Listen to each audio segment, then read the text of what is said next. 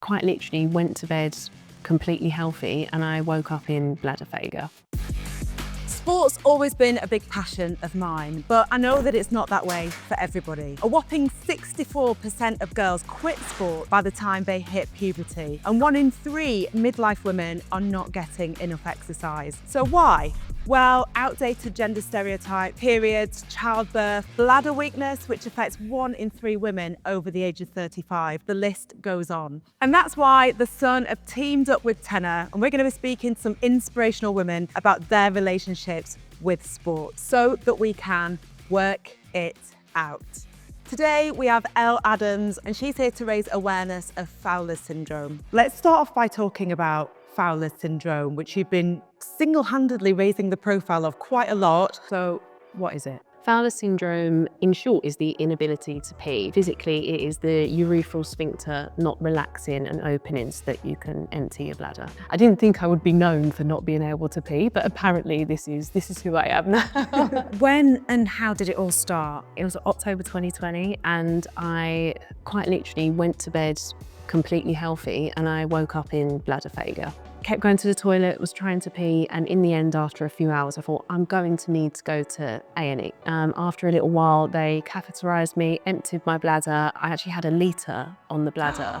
Ouch! I went home with an indwelling catheter until I then had my next doctor's appointment. But it was, this is you're left with the indwelling catheter and you'll see a doctor in a couple of weeks' time. I was taught to self-catheterise, which felt so devastating at the time. It was such a sign of what my life was going to be, but actually it saved my life and it allows me to live an almost normal life. So it's the best thing that could have happened. Well, I did watch your YouTube video, Elle, and I won't get you to demonstrate, but I'll show people you actually have to, over the toilet, get yourself into this sort of a position with a mirror, and then once you hit jackpot, lean even further forward. You got it. It's not easy. It's not easy. I think it's something like 75% of females with Fowler's have been asked if it's in their head or if it's psychological, because it only affects women.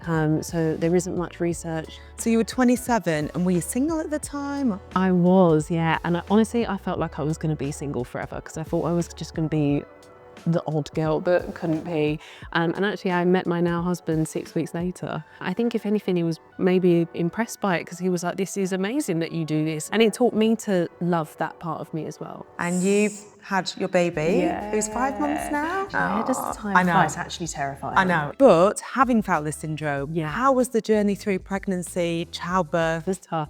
It was something that I really had to consider before I started trying for a baby. Like, is this something that I am physically going to be okay to do? Why I sort of took the risk. Pregnancy was tough because I think if you speak to anybody who's completely healthy, they'll say, oh, I pee all the time, or I was up like 8 times in the night. So I'm like, I triple that. And that was me pretty much all the way through, actually. When you've had a baby, often people talk about the first week after having a baby because it's really scary. Yeah. But for you, that's a whole different ball game. So how did that play out? So I had a C-section because it was decided it would be best for me with Fowler. So I had a slightly different protocol. My catheter was left in for longer so that my body could attempt to readjust. I think you have to be able to pee something like 250 mils before you're sent home.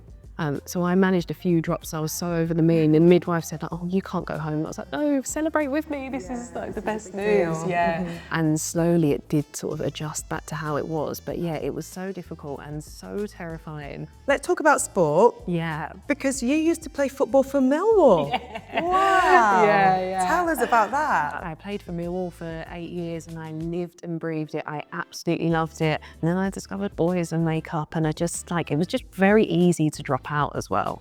64% of girls pretty much drop out of sport by the time they're ending puberty, which is devastating. How do you hope things will change by the time your little girl Sienna is grown up? Hope that society has changed so much by the time that she's a teenager, and that we focus on health and happiness as opposed to what we actually look like. Can't underestimate the value of how much you're role modelling. So your daughter's lucky to have a wonderful role modelling you. Thanks, Belly. Thank you so much. Oh, thank you for having me. That's it for this episode. Please do stay tuned for the next one.